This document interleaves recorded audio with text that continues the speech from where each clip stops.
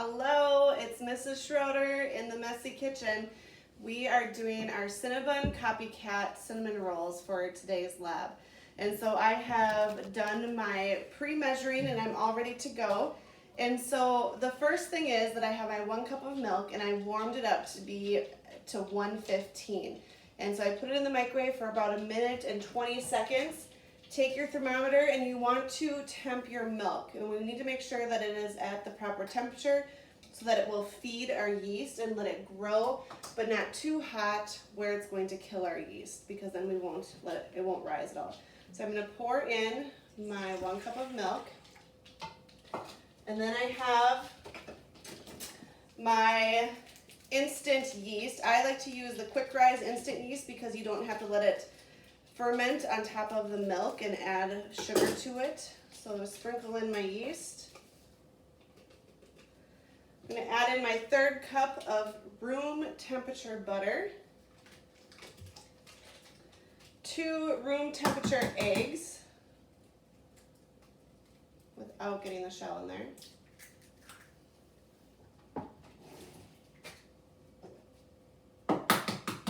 In this first part, we're going to use the mixer paddle until it comes together to form a sticky dough. Then I will add my dough hook later.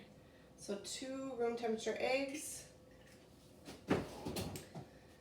And now I'm going to add, I gotta double check my recipe here. I thought I was prepared.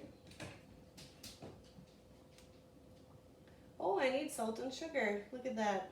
I'm going to pause while I measure that. All right, now that I'm ready with the rest of my ingredients, I'm going to add my 1/2 cup of sugar to my milk mixture, a teaspoon of salt,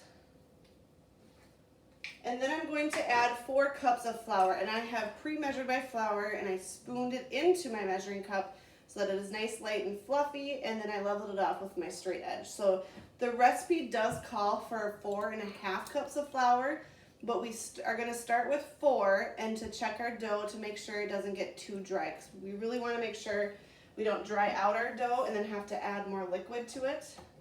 For this, I'm gonna take off my beater, add in my flour, and mix it. And this shouldn't take too long, and then I'm gonna switch out for my dough hook, and then I'm gonna let that go for a little bit. All right, so our dough has come together. It looks like kind of a batter more than a dough, and that's okay. So I just washed my hands, and I'm going to try to take this batter or this dough off of my paddle, and then I'm gonna add my dough hook in here and let it knead for about 10 minutes. When you know it's done, it's going to be smooth and silky. It's still going to be a little tacky. It should not be this tacky. This is too sticky. But it's going to be where it's going to pull off from the sides of the bowl and form a nice dough ball. And that's when you know it's done. So I'm going to turn on my dough hook and let it do its work for about 7 to 10 minutes. All right, so our dough has been mixing with the dough hook in our mixer for about 7 minutes. I did end up adding about 1/2 cup extra of flour because it was not coming together. So it looks really sticky still, but when you touch it, it's not sticking to my hand, so that's good. Actually, before I pull it off though, I do need to grease my glass bowl because we're gonna let it sit in here and let it do its first rise. So make sure it's nice and greased so that the dough does not stick to the bowl when it is rising. So I'm just gonna scoop it out here. Get all the dough. It smells wonderful. And I'm going to kind of, oh, that's sticky. I'm going to form it in a ball as best I can and let it just sit in the bowl. So we need this to double in size for this first rise, and I'm going to put a clean towel over the top and place it in a warm space. And so this should take about 30 to 35 minutes, but depending on the temperature of your house. I have my oven on just to warm it up a little bit in here because we have not turned on the heat yet this year, and that's okay. But I want it to be a little warm. So I'm gonna put my bowl over here on the oven, let that sit for about 1/2 hour until it's about doubled in size. All right, so our dough is almost done rising for that first rise, and now I'm gonna work on the filling for our cinnamon rolls. In this bowl, I have 1/2 cup of softened butter, 1 cup of brown sugar, and 2 tablespoons of cinnamon. And so I'm going to use my spatula and mix this up until it becomes a nice paste. And so I'll do that while my dough is rising. And then I'll set that aside and I'll finish mixing that a little bit. We are going to prepare our pans. I'm doing 2 smaller pans because I'm going to bring half of these cinnamon rolls to a neighbor and then keep the other half for us to eat. And so you're just going to spray it with cooking spray, getting the size as well so that you can easily take these cinnamon rolls out when they are done baking. One trick you could do if you don't have time to do the 2 different rises and all this prep work for these cinnamon rolls, you could get them to the point where we get them in the pan, and then you could put them in the refrigerator overnight and then take them out in the morning and bake them. So that is one trick you could do, but I'm going to bake them tonight so that we can eat them or just quick warm them up in the morning for breakfast. All right, we are ready to roll out our dough, and so I'm going to prepare my countertop. In the video on the website, she uses a pastry mat. I do not own one of those, so I just use my countertop. And I'm going to get my countertop nice and floured up, grab my nice fluffy dough, put that down on the counter, and I'm going to sprinkle some of this flour on top of it so that my rolling pin does not. Okay, so I'm also going to flour up my rolling pin. And we want to get this into a rectangle. So I'm going to use my hands to kind of start. And starting from the inside, rolling out. And it is a super soft, light dough, which is working out really nice to get it into that rectangle shape. So I'm just going to roll it out as evenly as possible. Oh, my oven is preheated. Trying to make it as much of a rectangle shape as possible. So that looks pretty good. Now I have my filling mixture, and I'm just going to kind of dump it on here and try to spread it out as evenly as possible. It will melt as the rolls bake, so it'll kind of spread itself out. For this part, I actually like to use my hands more than I do the spatula, just to kind of spread it out. My brown sugar was actually kind of hard, so I have chunks of brown sugar in here, and that's okay. Maybe this will work better. So just try to work it out to make it as even as possible. You can pause. All right, so I have my filling evenly put around or spread out on my dough, and I'm going to start rolling it up. And so getting a nice tight roll. So we kind of stretch the dough as I'm rolling it out here. And just going along the rectangle. The long way is the way that we're going to roll so that we have the most swirls within our rolls. And it's okay if your rectangle is not perfectly rectangular, that is fine. But we will use all parts of this dough. All right, so I have my big cinnamon roll log ready to go. And so now I'm gonna cut my cinnamon rolls. I'm gonna use a bread knife because it has a serrated edge and it's easier to cut through soft things. And notice how my end is really irregular. I'm gonna cut that end off, but I am still going to bake them, but I'm just gonna bake them in a little separate dish on the side. But I want these cinnamon rolls to be beautiful with presentation. And so I'm going to try to get 12 rolls out of this. And to make it the most even, I'm going to cut it in half.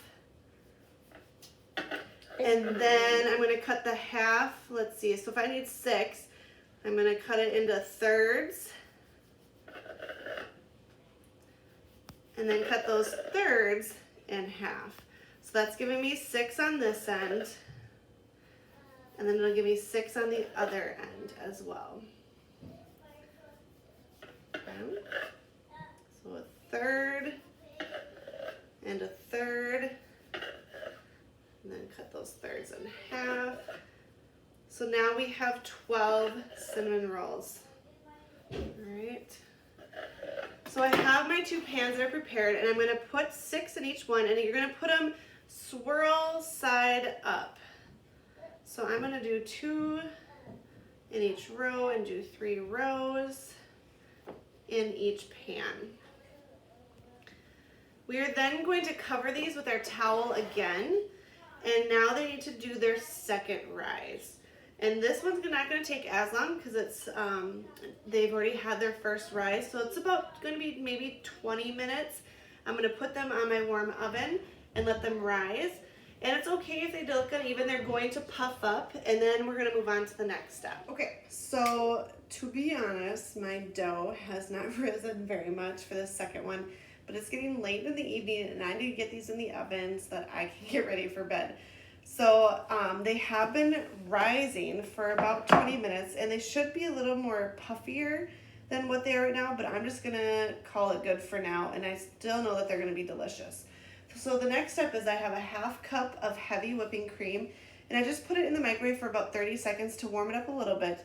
And I'm going to just drizzle it over the cinnamon rolls so it kind of soaks in this cream. And they say that this is the secret ingredient to getting these to be just like Cinnabon. Over here in this little bowl are my end pieces that I don't want to go to waste.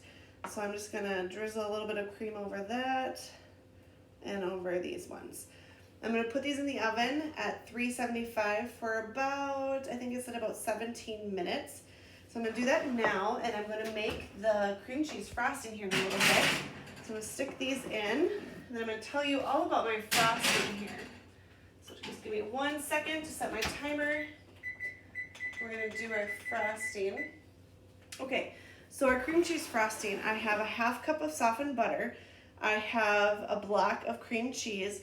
Now, a block of cream cheese is 8 ounces, and this recipe calls for only 6. And I'm going to still just do the full block so I'm not wasting just that 2-ounce chunk of softened cream cheese. I'm just going to have it be a little extra cheesy. I have 2 cups of powdered sugar, and now I'm going to measure in a 1/2 tablespoon of vanilla.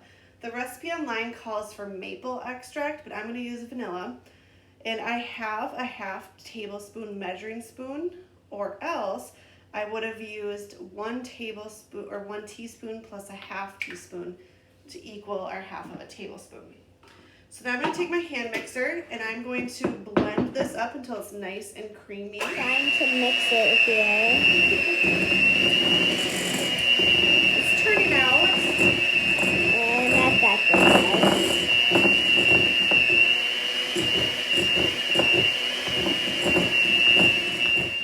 All right, here are the finished cinnamon rolls from the oven. They didn't get as big as I was hoping, but they did still puff up to fill up the pan. Here are my 2 little ends that I put in that glass bowl. And so what's bubbling is the butter and sugar that oozed out and mixed with that heavy whipping cream while it was baking. So over here, I have my cream cheese frosting that I've split up into 2 different bowls because we're giving one pan to a neighbor. But I'm not going to put the frosting on tonight. It is almost 8:30 and my kids are asleep and we are not eating these right now. So I'm going to wait to put the frosting on in the morning. So to warm these up, I'm just going to stick them back in the oven at about 350 for probably 10 minutes just to get them nice and warm, and then I'll put the frosting on and let it melt all over. So I can't wait to see your cinnamon rolls.